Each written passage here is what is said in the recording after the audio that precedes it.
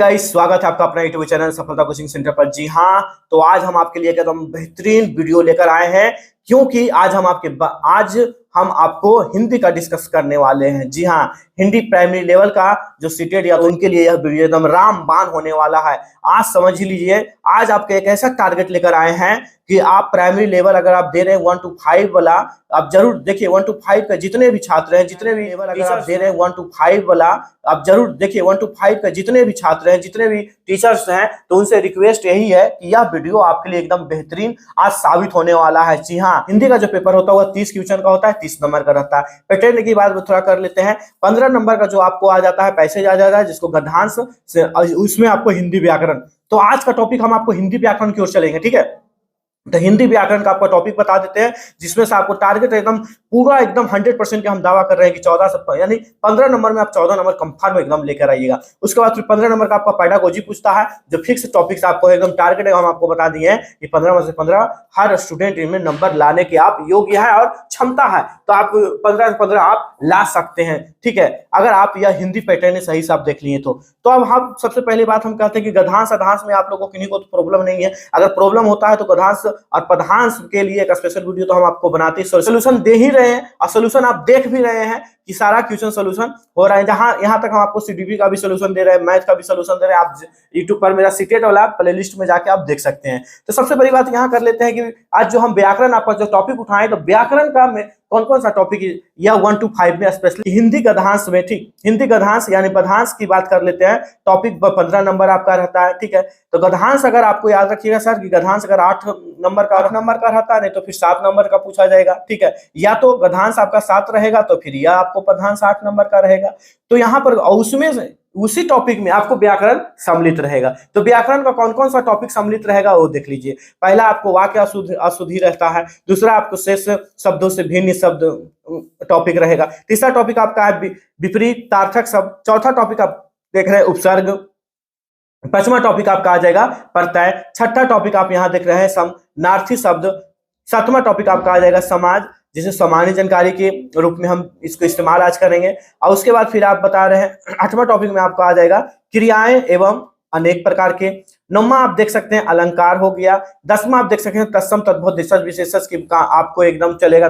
11वां आप देखे हैं मुहावरा और लोकोक्तियाएं।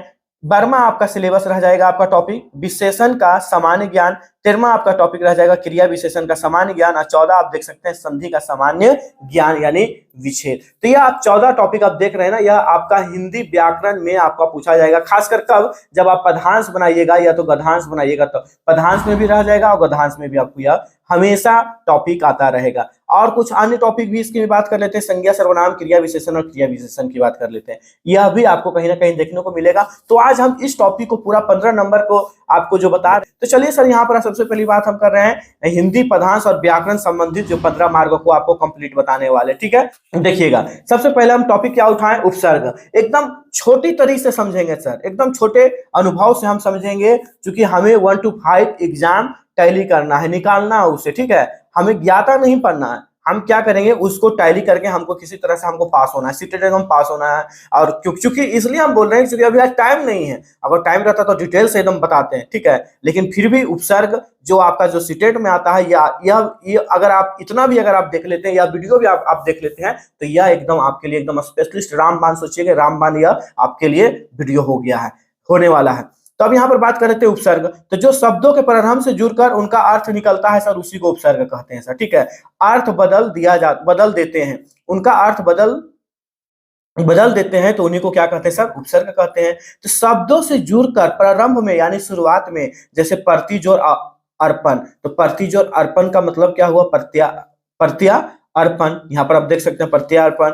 अगला दिया हुआ अभिजोर मान, तो अभिजोर मान का मतलब क्या हुआ, अभिमान। अगला दिया हुआ है नी जोर योग, तो देखिए पहला वाला सेंटेंस जुट रहा है सर, तो नी यानी पहला जोड़ेंगे, नी जोर योग का मतलब क्या हो गया, नियोग। अगला आपका देखिए वीर जोर हार, तो वीर पहले जोड़ेंगे, उसके बाद विहार, तो वी जोर हार तो विहार, और वी जोर हार तो विहार। तो आप यहाँ पर देख सकते हैं सर। तो आप किन्हीं को शायद ही किन्हीं को प्रॉब्लम हुआ होगा, तो उपसर्ग पूछेगा तो कह दीजिएगा कि जो पहले प्रारंभ से उपसर्ग प्रारंभ से जुड़कर, आप कहिएगा प्रत्यय पूछ दिया तो सर तो प्रत्यय दिखाए थे कि उपसर्ग प्रत्यय इसी सिलेबस का एक हिस्सा है। तो अब यहाँ पर प्रत्यय की बात कर लेते हैं, जो किसी भी शब्द के अंत में जुड़कर, जी हाँ अंत में, इसमें क्या बोलता है ना कि अंत में जुड़कर, ठीक है, उसका अर्थ देता है तो उसे प्रत्यय कहते हैं। जैसे देखिए अंत में, जैसे समाज जोड़ ईक, तो ईक जो हो गया अंत में जुटा हुआ है। सामाजिक को अगर हम दो प्रकार के अगर इसको जोड़ेंगे तो ई आपका ईक हो गया और समाज आप जान ही रहे। इसी प्रकार अगर सुगंध जोड़ ई, तो सुगंध जोड़ ईक जोड़ देंगे सुगंधित हो गया। मीठा जोड़ आस तो जोड़ देंगे तो मिठास हो जाएगा। तो यहाँ पर आप देख सकते हैं कि जो अंत में जुटेगा उसे प्रत्यय और जो शुरू में जुटेगा उसे उपसर्ग कहेंगे। तो यह टॉपिक आपका कंप्लीट हो गया है सर। अगला की बात कर लेते हैं, समनार्थी शब्द या तो पर्यायवाची शब्द। तो पर्यायवाची शब्द या तो समनार्थी शब्द है क्या, थोड़ा इनके बारे में आपसे थोड़ा डिस्कस कर जाते हैं। तो देखिएगा, वे शब्द जिनका अर्थ एक समान होता है, ठीक है, याद रखिएगा, वे शब्द जिनका अर्थ एक समान होता है उसे समानार्थी शब्द कहते हैं, और इन्हें ही पर्यायवाची शब्द भी कहते हैं। याद रखिएगा, इनका एक और नाम है जिनको पर्यायवाची शब्द के नाम से जाना जाता है। जैसे देखिए, पर्यायवाची तो आप लोग पढ़े होंगे, बचपन में भी बहुत सारा पढ़े होंगे कि आग का पर्यायवाची कौन सा हो गया, अग्नि, अनल, अनल हो गया, हुतासन हो गया। तो यहाँ पर आप देख सकते हैं गज का हाथी, हस्ती, मतंग हो गया। हिमालय का आप देख सकते हैं हिमगिरी, पर्वतराज, नगेश, ग्यारी थोड़ा गिहारी क्या करे, सरक रहे हैं थोड़ा हल्का सा, ठीक है। तो बचपन में आप लोग बहुत पढ़े होंगे पर्यायवाची शब्द कि चलो वो पर्यायवाची शब्द बनाओ। किन्हीं किन्हीं का एक व्यक्ति है जिनका नाम होता है, अनेक नाम हो जाता है ना, तो उनको भी पर्यायवाची शब्द के रूप में हम लिख सकते हैं और पढ़ भी सकते हैं, ठीक है। तो अब यहाँ पर बात कर लेते हैं क्या कि चलिए अगला टॉपिक। तो अगला तो टॉपिक में आपका क्या आता है सर, विपरीतार्थक शब्द। देखिए सर 1 to 5 में सिलेबस में अगर आप हिंदी में अगर कम नंबर ला रहे हैं सर पदांश और गद्यांश में, तो यह तो आपकी बेवकूफी है सर, ठीक है सर। तो अगर अब से एकदम नंबर कम नहीं लाना है, क्योंकि हम आज आपकी टारगेट एक कैप्सूल बैच लेके आए हैं सर। इसमें आप आपको एकदम कैप्सूल बैच लेकर आए हैं, ज्यादा आपको नहीं, आपको दिमाग पर ज्यादा टेंशन नहीं लेना, बस वीडियो आप देखिए और आराम से निकालिए कि विपरीतार्थक का मतलब क्या हुआ। तो विपरीतार्थक का मतलब देखिए, समझिए, विपरीतार्थक का मतलब होता है उल्टा सा, ठीक है। जैसे देखिए, जो शब्द एक दूसरे के विपरीत, विपरीत का मतलब अच्छी तरह से जानते हैं सर, अपोजिट अर्थ देता है तो उसे क्या कहते हैं, विपरीतार्थक। कुछ है सर विपरीतार्थक अगर आ जाएगा तो आराम से बना सकते हैं। जैसे देखिए सर, बलवान का क्या होता है उल्टा, तो बलहीन होता है। अगला बलिष्ठ का उल्टा क्या होता है, तो दुर्बल होता है। बहुत का उल्टा क्या होता है, तो थोड़ा होता है। या तो बुढ़ापा का कहिएगा उल्टा का तो कहिएगा जवानी होगा, बुढ़ापा का उल्टा क्या होगा, बाहर का पूछेगा भीतर, हर्ष का पूछेगा तो क्या कर सकते हैं, सो। तो आराम से विपरीतार्थक शब्द आ जाएगा आप सेंटेंस में, तो क्या नहीं बना सकते हैं, आराम से बना सकते हैं आप। अगला देखिए पॉइंट आपका क्या आ जाएगा, अगला टॉपिक कि वाक्य अशुद्धि। तो वाक्य अशुद्धि, ठीक है सर, वाक्य अशुद्धि अगला टॉपिक है कि जब देखिए वाक्य अशुद्धि का मतलब समझिए, जब वाक्य में कर्ता, याद रखिएगा सर, कर्ता क्रिया कर्म का कर्म, ठीक है, कर्म का कर्म सही नहीं होता है तो वाक्य पढ़ने में कोई अर्थ नहीं देता है, ठीक है। अगर आप कोई वाक्य पढ़ रहे हैं सर और उसका सही क्रम नहीं है तो कोई वाक्य में अर्थ नहीं होगा। सीटेट में सामान्यतः आप प्रश्नों को पढ़कर ही देंगे या अर्थपूर्ण है और अथवा नहीं। अगला आपका देख सकते हैं सर, यदि अर्थ निकल रहा है तो वाक्य शुद्ध होगा और नहीं तो अशुद्ध होगा। अगर अर्थ जिसका निकलेगा तो उसको क्या कर सकते हैं, वाक्य तो शुद्ध है, नहीं तो वाक्य अशुद्ध होगा। जैसे अब यहाँ देखिए सर, पहला आपको दिया है अनुपयुक्त शब्दों के कारण बताना। अशुद्ध है एक तरफ, शुद्ध आपको दिया, अशुद्ध देखिए क्या, जैसे ने एग्जाम्पल में ले रहे हैं कि जज ने उसे मृत्यु दंड की सजा दी, तो जज ने उसे मृत्यु, या शुद्ध शब्द है तो इसको शुद्ध कैसे करेंगे, तो जज ने उसे मृत्यु दंड दिया, ठीक है, उसे मृत्यु दंड दिया। तो सर मृत्यु दंड ही तो एक सजा हो गया, तो सजा क्यों लिखेंगे भाई, तो मृत्यु दंड ही दिया। तो अगला देखिए, तुम वापस लौट जाओ, ये आपका अशुद्ध लैंग्वेज हो गया। तो तुम वापस लौट जाओ, तो यहाँ पर क्या हो गया कि तुम वापस जाओ, ठीक है। अगर वापस ही बोल दिए तो लौट के नहीं, क्या वापस जाओ तुम। अगला यहाँ पर आप देख सकते हैं, इसी प्रकार आप अशुद्ध को शुद्ध बना सकते हैं सर। तो कोई तरह का तकलीफ नहीं आ रहा होगा शायद अभी तक, हमें लग रहा होगा।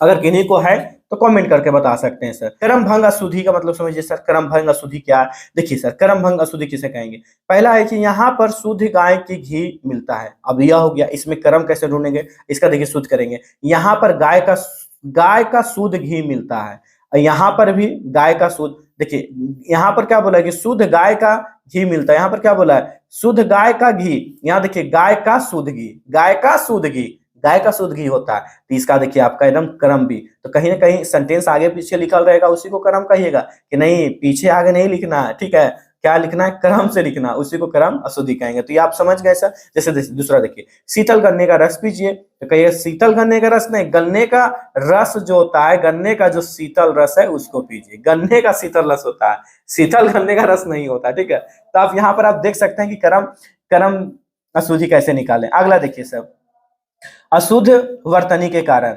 अब क्या होता है ना तो कि वर्तनी कहीं ना कहीं आप गलत लिख देते हैं। जैसे देखिए कमायनी के रचयिता प्रसाद है, तो इसका देखिए रचयिता जो है सो क्या आपका अशुद्ध शब्द लिखा हुआ है। शुद्ध कैसे लिखेंगे सो देखिए, रचयिता देखिए शुद्ध आपको यहाँ पर हो गया। इसी देखिए पूजनीय पिताजी आ रहे हैं, तो पूजनीय पूजनीय, ठीक है। अब इसको आप क्या किए, पूजनीय पिताजी आ रहे हैं।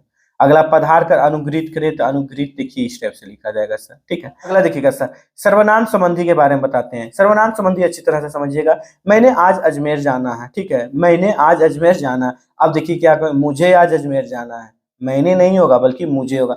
तुम तुम्हारा काम करो, तुम तुम्हारा काम करो, तो इसको कैसे बोल सकते हैं, तुम अपना काम करो, ठीक है। यह सर्वनाम हो गया, ठीक। यह काम तेरे लिए नहीं होगा, या तेरे से नहीं होगा बोलते हैं, यह काम तेरे से नहीं होगा, तो नहीं, ये तो अब गलत लैंग्वेज बोल रहे हैं। क्या बोलेंगे, यह काम तुमसे नहीं होगा, चाहे तुझसे नहीं होगा, ठीक है।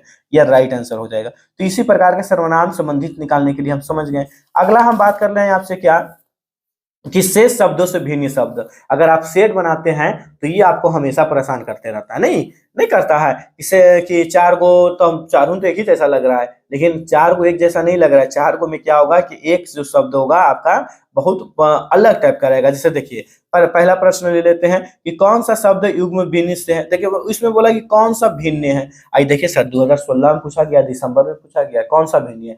पहला दिया हुआ है भारी भरकम, दूसरा पशु पक्षी, अगला है क्या माता पिता, और तीसरा क्या है दिन रात। तो इसको आप कमेंट में करके आंसर आप बताइएगा। इसका कमेंट आप पर छोड़ रहे हैं। आप देखिए कहिएगा भारी भरकम, पशु पक्षी, माता पिता, दिन रात। चारों ऑप्शन आपको दिया हुआ है, इसका आपको ऑप्शन देना है और इसका भी आपको ऑप्शन देना है। क्योंकि चार को में से भिन्न कौन सा है आपको आंसर देना है, ठीक है। तभी तो हम जानेंगे। देखिए आप देख रहे हैं भिन्न, भिन्न का मतलब अलग, ये चारों में से एक वो अलग आपका, और वही आपको निकाल के आंसर दे देना है, ठीक है। अगला प्रश्न की हम बात कर लेते हैं पूर्ण रुक्त शब्द युग्म के बारे में। जब कोई शब्द बार बार रिपीट करता है, ठीक है, पूर्ण रुक्त शब्द युग्म, जब कोई शब्द बार बार रिपीट करता है तो उसे हम उस शब्दों के जोड़ों को ही पूर्ण युक्त शब्द युग्म कहते हैं। यानी कहने का मतलब क्या है सर, कि पूर्ण युक्त शब्द किसे कहते हैं, तो जो शब्द दोबारा लिखा जाता है, ठीक है, मतलब बार बार दोबारा रिपीट करते रहता है, तो उसी को पूर्ण युक्त कहते हैं। आराम से निकाल सकते हैं सर। जैसे देखिए सर, यह दिसंबर मतलब 2021 और 2022 में बहुत पूछा गया था सर। देखिए कुछ कुछ पूर्ण युक्त हो गया, बार बार जाते जाते एक ही शब्द रिपीट हो रहा है, खेलते खेलते, बड़े बड़े, पके पके, फीकी फीकी, गाँव गाँव, रंग रंग। तो इस तरह से आप देख सकते हैं सर। यह आप अगर सेंटेंस आ जाए तो आप क्या कह सकते हैं, आराम से बना सकते हैं कि नहीं बना सकते हैं। कहेगा पूर्ण युक्त शब्द है और कौन सा शब्द है, इस टाइप से आप बना सकते हैं। तो अगला चलते हैं सर, एकदम इंपॉर्टेंट चैप्टर आपका हो गया समाज। समाज के बारे में थोड़ा पढ़ते हैं सर, कि समाज का शब्दार्थिक अर्थ होता है, देखिएगा संक्षिप्त कर देना। शब्दार्थिक अर्थ पूछेगा तो कहिएगा संक्षिप्त कर देना, यानी उसको बांट के एकदम सही से एकदम लिखा जाता है, एकदम संक्षिप्त में एकदम लिखा जाएगा, तो उसी को शब्दार्थिक। समाज हिंदी में अगर हम बात कर लेते हैं तो 6 है सर। कितने प्रकार के, पहला जो हो गया अवयवी भाव समाज। तो पहले के बारे में समझते हैं। प्रथम पद जो होता है इसका अतियात या तो उपसर्ग। प्रथम पद यही जानिएगा उपसर्ग प्रधान होता है और बाद वाला पद संज्ञा होता है। अतियात या तो उपसर्ग, फिर से समझिए, अतियात या तो उपसर्ग प्रधान हो तो उसके बाद में, जैसे देखिए सर, जैसे अगर हम बात कर लेते हैं आजीवन, तो पहला पद क्या हो गया, आ क्या हो गया, उपसर्ग हो गया कि नहीं। उपसर्ग का नॉलेज तो आपको हम पहले दे दिए। पहला प्रत्येक, प्रत्येक देखिए प कौन सा हो गया, उपसर्ग है कि नहीं। यथ, यह क्या हो गया, उपसर्ग है कि नहीं। यथाशक्ति, यथा क्या हो गया, उपसर्ग है कि नहीं। रातों रात, हाथों हाथ, तो ये सब आपको क्या सा हो गया, सब पहला शब्द उपसर्ग हो गया। अब बाद में संज्ञा है, तो बाद में जीवन देखिए संज्ञा है, यथा संज्ञा, शक्ति क्या हो गया, संज्ञा है। तो अब यह भी भाव समझ गए होंगे आप लोग। अगला दूसरा आपका है कर्मधारय समाज किसे कहते हैं। देखिए सर, प्रथम पद जो होता है विशेषण और अंतिम पद संज्ञा होना चाहिए। प्रथम पद अगर विशेषण रहेगा और अंतिम पद क्या होना चाहिए, संज्ञा। तो विशेषण, विशेषण अच्छी तरह जानते हैं सर। अगर नहीं जानते तो अभी हम आपको बताने वाले हैं कि जो विशेषण उसे कहेंगे जिसको विशेषता बताता हूँ। जैसे नील, देखिए रंग का विशेषता बता रहा है, नील देखिए रंग का विशेषता बताएं। कंठ हो गया, संज्ञा हो गया, कमल हो गया। अगला पीताम्बर, पिता हो गया, अंबर, पिता जो अंबर। अगला हो गया महादेव, महा हो गया आपका, और उसके बाद देव। तो यहाँ पर आप देख सकते हैं महादेव, महादेव का भी और भी बहुत तरह का नाम है, ये जरूरी नहीं है महादेव को सिर्फ महादेव ही कह सकते हैं, त्रिनेत्र भी कह सकते हैं उन्हीं को, शिव भगवान भी कह सकते हैं, बहुत तरह का नाम है इनका महादेव जी का। तो यहाँ पर आप देख रहे हैं कि किस तरह से निकलना है कि प्रथम बस विशेषण होना चाहिए और अंतिम पद संज्ञा होना चाहिए। देव संज्ञा हो गया, पीताम्बर अंबर, अंबर संज्ञा हो गया आपका, देख सकते हैं। अगला ये द्विगु समाज के बारे में पढ़ते हैं, बहुत अच्छा सिलेबस है, कृपया करके आप एक बार नहीं समझ में आ रहा है तो दोबारा वीडियो का पुनः देखने का प्रयास कीजिएगा। द्विगु समाज जिनमें प्रथम पद संचयी संख्यावादी जिसमें प्रथम पद संख्यावाची हो, बाद वाला पद संख्या हो, पहला पद संख्यावाची हो और बाद वाला संख्या हो, तो उसी को हम लोग क्या कहेंगे, द्विगुपद समाज कहेंगे। जैसे देखिए पहला पद संख्या, जैसे दुपट्टा, डू क्या हो गया आपका, तो डू जो हो गया आपका कौन सा हो गया, संख्यावाची। चौपाल, जो चौ कौन सा हो गया, संख्यावाची। नौ कौन सा हो गया, संख्यावाची। अब बाद वाला तो रतन तो जानवे करते हैं संख्या हो गया। नौलखा, मुझे नौलखा दिला दो सैया दीवाने, क्या गाना याद आ जाता कभी कभी हमको। तो नौ का मतलब समझ गए क्या सर, कि संख्या हो गया, लख हो गया आपका संख्या हो गया। ऐसा नौलखा मंदिर है, ऐसा बात नहीं है, नौलखा मंदिर है, ऐसे तो सिसमाल भी है, बहुत सारा है, नौलखा की बात ही तो अलग है। चलिए अगला ये दंत समाज के बारे में बात करते हैं, जिनमें दोनों पद प्रधान होते हैं तथा एक दूसरे के विलोम होते हैं। सर याद रखिएगा सर, दोनों पद प्रधान तो होगा लेकिन एक दूसरे से अपोजिट होगा। अपोजिट यानी उल्टा, और उल्टा तो अच्छी तरह से आप लोग समझ गए कि उल्टा किसे कहेंगे, ठीक है। यानी उल्टा विलोम शब्द किसे होता है, आप लोग अभी थोड़ा पहले ही वीडियो बताएं। जैसे देखिए दूध का क्या हो गया उल्टा, दूध का रोटी, माता का उल्टा पिता, भला का पूरा, जीत का हार, आकाश का पताल। तो अगर इस टाइप का अगर आ जाएगा, उल्टा रहे और दोनों पद प्रधान रहे, तो उसमें हमें क्या मारेंगे सर, द्विविध समाज।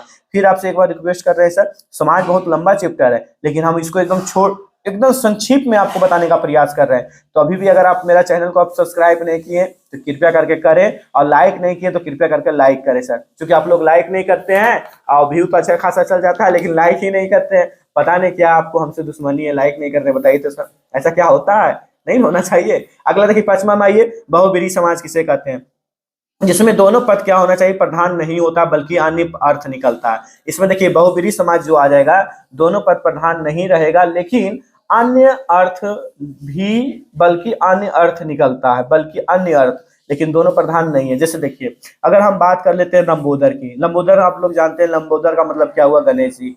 यह लंबोदर को कोई अगर आ जाएगा तो बहुब्रीहि, लेकिन इसका अर्थ निकलता है, कहेगा लंबोदर किनको कहते हैं, तो लंबोदर किनका कहते हैं, गणेश जी को कहते हैं कि नहीं। इसी में ले लेते हैं, मान लेते हैं कि दशानंद, तो दशानंद का अर्थ नहीं निकला, लेकिन दशानंद का मतलब क्या हुआ, 10 अन्न, ठीक है, 10 अन्न, तो 10 अन्न किनका था, तो कहिएगा रावण जी का था, ठीक है। तो यहाँ पर आप इस टाइप से इसको लिख सकते हैं, बहुब्रीहि समाज को समझ सकते हैं, ठीक है सर। अगला ये तत्पुरुष समाज किसे कहेंगे, तो इस समाज में विग्रह करते समय कर्ता और संबोधन को छोड़कर शेष रहे कारकों के विभक्तियों की प्रयुक्त होती है, ठीक है। कारकों की विभक्तियों की प्रयुक्त होती है तो उसे तत्पुरुष समाज कहते हैं। जैसे देखिए सर, कर्म कारक तत्पुरुष, यानी आपको बात किया जाए वनगम, वनगम का मतलब क्या हुआ, वन को गमन करना ही क्या हो गया, वनगम।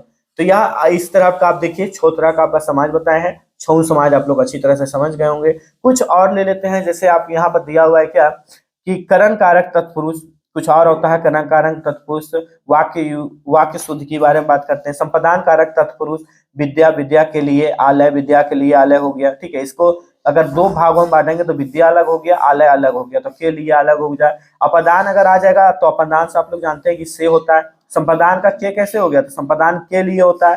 कर्ता कारक कर्म, ये सब अगर आप पढ़े होंगे तो आप यहाँ पर आराम से देखें, और नहीं पढ़े तो टेंशन नहीं लीजिए, आपको आगे की नॉलेज दे दिया जाएगा।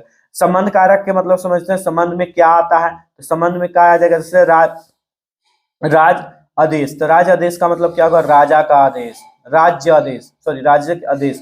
इसके बाद होगा राजमाता, राज्य की माता, राजमाता का मतलब क्या हुआ, राज की माता, यानी संबंध बता रहा है। अधिकरण तत्पुरुष का मतलब क्या होता है, में, अधिकरण का मतलब में, देखिए बीच में में का आपका होगा। जैसे धर्मरथ का मतलब क्या हुआ, धर्म में रथ, ठीक है। इसी तरह से आपको अब देखें, तो एक बात ये भी आप याद रखिएगा सर कि स्टेट में समाज से ज्यादा कठिन प्रश्न नहीं आता है। आप कोई सोचे होंगे कि नहीं आप समाज बताएं, बहुत शॉर्ट में बताएं, तो जी हाँ सर, जितना हम बताएं अगर आप वह परिपूर्ण रूप से आप देख लिए और अगर समझ में आपको आ गया तो हम दावा करते हैं आपसे सर कि एकदम नंबर नहीं छूटेगा आपको, खासकर 1 to 5 में सर। ठीक है, तो प्रश्न नहीं पूछेगा, आप सामान्य जानकारी के लिए समाज पढ़े सर। ठीक है, आप सामान्य जानकारी के लिए समाज पढ़ाए, हम पूरा डीपली समाज नहीं पढ़ाए सर, ये हम आपको एक्सेप्ट कर रहे हैं। अब कोई कमेंट मत कर दीजिएगा सर हाँ तत्पुरुष समाज इसे वही होता है, बहुत सारा लंबा होता है। सर हम जानते हैं सर लंबा होता है, लेकिन हम निकालना सीटेड, हमें निकालना 1 to 5 पेपर निकालना है ना, तो 1 to 5 इससे ज्यादा प्रश्न हार्ड नहीं आता। ये मेरा दावा,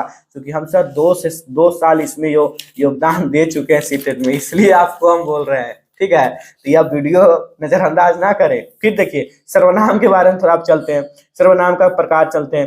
देखिए पुरुषवाचक सर्वनाम, पहला देखिए इसका 3 प्रकार होता है, उत्तम, मध्यम और अन्य। उत्तम पुरुष किसे कहेंगे तो कहेंगे कहने वाले को उत्तम पुरुष कहते हैं, जैसे सर मैं और हम, मैं और हम क्या हो गया, कहने वाला व्यक्ति हो गया। मध्यम पुरुष किसे कहते हैं तो सुनने वाले को मध्यम पुरुष कहते हैं, जैसे तू, तुम, आप, आदर। तीसरा आपका हो गया अन्य पुरुष किसे कहते हैं तो जिसके बारे में कुछ ना कुछ कहा जाए उसे अन्य पुरुष कहते हैं, जैसे यह वह वे। तो इसके बारे में आप व्यक्ति का स्थान पर भी आप जा सकते हैं, ठीक है, पर आ सकते हैं। यह वे, जैसे यह कुछ बोला तो यह हो गया, चाहे वह बोलेगा, चाहे वे लोग बोलेगा, चाहे वे बोलेंगे, चाहे वे सब कहाँ जा रहे हैं, तो जिसके बारे में अगर कुछ बोला जाए उन्हीं को तो अन्य पुरुष कहते हैं। किन्हीं को प्रॉब्लम नहीं हुआ होगा सर। निश्चय वाचक देखिए किसे कहते हैं, निश्चय वाचक सर्वनाम की बात करते हैं, जिनमें निश्चय एकदम हो, तो निश्चय सही निकल गया, जिनमें निश्चित काम हो, जैसे यह काम मैं करूंगा तो यह हो गया। इसमें देखिए वस्तु अवस्थान आएगा सर 2, वह हो गया, ये हो सकता है। तो निश्चय एकदम 100% श्योर। ठीक है, अनिश्चय का मतलब क्या हुआ, एकदम 100% श्योर नहीं है, अनिश्चय है।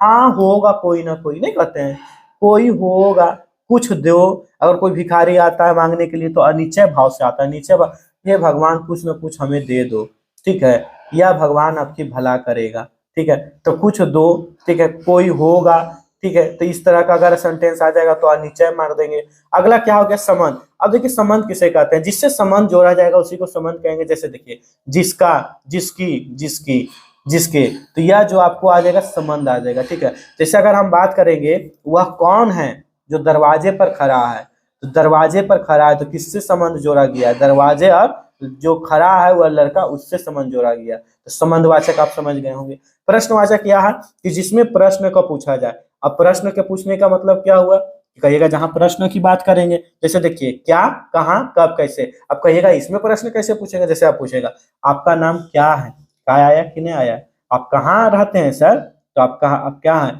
आप कब गए थे सर, तो कब गए सर, कब आए, आप कैसे हैं सर, तो आप कैसे हैं सर, आगे कि नहीं। तो जहां प्रश्न पूछने की बात हो तो उसे हम लोग क्या कहेंगे, प्रश्नवाचक सर्वनाम कह सकते हैं। किन्हीं को प्रॉब्लम नहीं आ रहा होगा। अगला ये लास्ट ये तो इंपॉर्टेंट पॉइंट आपका क्या हो गया कि निज सर्वनाम, जो निज का मतलब हुआ कि स्वयं अपने आप ही कार्य किया करें, तो उसे हम लोग क्या कहेंगे, निजवाचक सर्वनाम। जैसे आप और उत्तम होगा, इसमें जब भी आएगा जहां आप, जैसे कहेगा मैं आप ही चला जाऊंगा, मैं आप ही खुद खा लूंगा, चाहे मैं खुद ही खा लूंगा, तो उसमें आप स्वयं कार्य करते हैं, जिसको हम लोग निज कहते हैं। ठीक है, निज सर्वनाम कहें। किन्हीं को प्रॉब्लम, तो यह सर्वनाम का 6 पार्ट आपको बताएं। 6 पार्ट में आप इसका अगर ये याद कर लेते हैं, इंपॉर्टेंट आपका जो है ए इंपॉर्टेंट है। ठीक है सर, ये जो देख रहे हैं ना ए इंपॉर्टेंट है। ठीक है, अगर ये याद कर लीजिएगा ऑटोमेटिक आपको ये आपको खुद ही अर्थ आपको निकल जाएगा ए साइड का। तो अब यहाँ पर हम आपसे ये भी बता देना चाहते हैं कि इसमें जो आपको दिया हुआ है क्वेश्चन को हम प्रीवियस ईयर्स पेपर में देखे हैं कैसे आता है। हमने 2-3 बार क्वेश्चन प्रीवियस देखा है, तो जिनमें से हमें पता है कि किस तरह से प्रश्न आता है। यही प्रश्न आप लोग को हम सिर्फ दिए हैं। अब आप मैट्रिक या 9 नियन आप खोजिएगा सर कि ना हमको मैट्रिक नियन एकदम बताइए नीचे, तो एकदम बताया दिया जाएगा सर, लेकिन उसके लिए बहुत लंबा वीडियो होने वाला है। तो चूंकि आपके पास समय कम है, आराम से समझिएगा। नीचे जब भी आएगा तो यह हुआ अनिश्चय, कोई नहीं, संबंध, जिसका खुद, जिसका, जिसकी, जिसके लिए, प्रश्न का, कहाँ, कब, कैसे, यह हो सकता है सर। अगला हम आपसे बात करने वाले टॉपिक विशेषण पर। अगला टॉपिक विशेषण की चर्चा सर। विशेषण किसे कहते हैं, संज्ञा और सर्वनाम की विशेषता बताने वाले शब्दों को विशेषण कहते हैं। याद रखिए, संज्ञा और सर्वनाम की विशेषता बताने वाले, जैसे उदाहरण में अगर हम बात करते हैं कि उदाहरण पर ध्यान दीजिए कैसे कैसे पूछा जाता है। विशेषता, जैसे देखिए भाव, भाव एक तरह का विशेषता हो गया सर। भाव में क्या पूछेगा, अच्छा, बुरा, कायर, वीर, डरपोक। रंग देखिए विशेषण हो गया, रंग में कैसे पूछेगा, रंग समझ गए, लाल, पीयर, हरियर, यहाँ पर आप देख सकते हैं। दशा कैसे होगा, पतला, मोटा, सुख, दुख, गढ़ा, पिघला, यहाँ देखते हैं। दिशा, उत्तर, पूर्व, पश्चिम, आप देख सकते हैं। समय आपको आ जाएगा अगला, पिछला, दोपहर, शाम, ठीक है। तो यहाँ पर आपका समय आ गया। आकार में आपका कैसे आ जाएगा विशेषण सर, कहिएगा गोल, सुडौल, नुकीला, ये सब आकार हो गया। गुण कैसा हो गया, भला बुरा, सुंदर, मीठा, खट्टा। संख्या कैसे आपका हो जाएगा सर विशेषण में, पहला, दूसरा, तीसरा, दर्जन, 5 गुना, सभी 5, 5 लोग, बहुत सारे लोग। यहाँ पर क्या होगा सर कि परिमाण में आपका हो गया 100 लीटर, डारिया भर, या थोड़ा या तो ज्यादा। तो यह देखिए परिमाण कभी पूछे, या तो संख्या पूछे, या तो गुण पूछे, या तो आकार पूछे, या तो समय पूछे, या तो दिशा पूछे, या दशा पूछे, या तो रंग पूछे, या तो भाव पूछे। अगर यह पूछेगा तो आप समझ जाएगा यह विशेषण का प्रश्न है। तो इसको आपको एकदम याद करना होगा, नोट कर लीजिए यह, ठीक है। अगर टाइम है आपके पास तो आप नोट कर सकते हैं। अगला प्रश्न हम आपसे बात करने वाले हैं सर कुछ और टॉपिक की बात, कि विशेषण जो क्रिया विशेषण का होता है, एक प्रकार का पूछा गया प्रश्न, ठीक है। कैसे पूछा, एक प्रकार का प्रश्न पूछा जाता है, ये देखिए। जैसे देखिए रीतिवाचक क्रिया विशेषण की बात कर रहे हैं, इनमें क्रिया के होने का ढंग और तरीका बताया जाता है। रीतिवाचक में जैसे देखिए, इसको आप शब्दों से पहचान कर सकते हैं। पहला क्या आ गया, क्या कि पहला है कि धराथर, फटाफट, इसके बाद है सरपट आदि, ठीक है। तो पहला धराथर, उसके बाद फटाफट, उसके बाद सरपट, उसके बाद एक क्रम में होना चाहिए, ठीक है, एक ढंग से। तो धराधर, उसके बाद फटाफट, उसके बाद सरपट, उसके बाद आदि। तो इस तरह का प्रश्न आपको रीतिवाचक क्रिया विशेषण में पूछेगा। अगला हम बात कर लेते हैं सर क्रिया। अब क्रिया की बात कर रहे हैं तो वह शब्द जो किसी कार्य को करना, कार्य को करना या होना बताता है, तो उसे हम लोग क्रिया कहते हैं सर, ठीक है सर। अब यहाँ पर बात यह भी आता है कि आप क्रिया तो बता रहे हैं, तो क्रिया का प्रकार बता दीजिए। एकदम बता देंगे सर। क्रिया देखिए 2 प्रकार के होता है रचना के आधार पर। पहला होता है सकर्मक क्रिया, दूसरा होता है अकर्मक क्रिया। सकर्मक कार्य का मतलब क्या कहते हैं, जिसमें कर्म होता है सर। जैसे राम सेव खाता है, सेव क्या हो गया, कर्म हो गया, ठीक है। राम आम खाता है, तो आम क्या हो जाएगा, कर्म हो जाएगा। अकर्मक क्रिया जिसमें कर्म नहीं होता है सर, ठीक है, जिसमें कर्म होवे नहीं करेगा, ठीक है। जैसे वह चलता है तो कर्म नहीं है, बीच में कुछ रहता तो कर्म मार देते हैं, ठीक है, लेकिन कर्म नहीं रहता है, तो वह हो गया। एक चीज और सर कि यहाँ पर अगर हम बात कर लेते हैं सकर्मक की, तो इसको भी हम 2 प्रकार को लिख सकते हैं। एक होता है एक कर्मक क्रिया, दूसरा होता है द्विकर्मक क्रिया। एक कर्मक क्रिया में किसे क्या होता है समझिएगा, जिसमें एक कर्म होता है, जिसमें एक ही कर्म रहेगा, उसे एक कर्मक क्रिया। जैसे शीला गाना गा रही है, तो गाना एक कर्म हो गया, लेकिन कभी कभी आपको जिसमें 2 कर्म मिलेगा। मैंने शीला को किताब दी थी, ठीक है, तो शीला किताब, शीला पहला कर्म, दूसरा कर्म। तो जिसमें 2 कर्म होगा उसमें द्विकर्मक क्रिया कहेगा, जिसमें एक कर्म होगा उसको एक कर्म क्रिया कहते हैं। तो सर यह सीटेट का एकदम स्पेशल नोट्स आपके लिए था सर। और एक बात और भी फिर से हम आपको कह देना चाहता हूं सर, कि हमने जो डिटेल में हिंदी व्याकरण को नहीं पढ़ाया, हमने डिटेल में हिंदी व्याकरण को नहीं पढ़ाया सर। तो हम क्या किए सर, तो हम सिर्फ वही पेपर को पढ़ाए जो पेपर में बार बार आता है 1 to 5 के लिए। हम तो अभी भी आपको सर पूरा एकदम 100% श्योर है हम सर, क्योंकि मेरा 3 साल का एक्सपीरियंस है सर, कि 1 to 5 का अगर आप एग्जाम दे रहे हैं, तो एग्जाम अगर दे रहे हैं तो यह वीडियो अगर आप 1 to 5 वाला आप देख लीजिएगा, तो ताबा सर 100% आप नकारिएगा नहीं, आप कहिएगा एकदम बहुत छोटी पेपर में हम बहुत छोटा वीडियो में आपको यह हम पूरा A to Z व्याकरण सर 15 टॉपिक आपको ले चल गए हैं। क्योंकि अब देखिए सर, क्योंकि सिर्फ पैसेज में ही कुछ प्रश्न पूछे जाते हैं हिंदी व्याकरण से, आप जानते हैं सर। अगर आप सेट बना रहे हैं तो इनके लिए कोई 2 राय नहीं है आप सर। अगला, इनमें से सिर्फ इंपॉर्टेंट पर फोकस कीजिए। तो इसी तरह का वीडियो पाने के लिए सर, अगर आप हमारे चैनल पर नए हैं तो हमारे चैनल को सब्सक्राइब करना ना भूलें, क्योंकि मिलते हैं नेक्स्ट वीडियो में।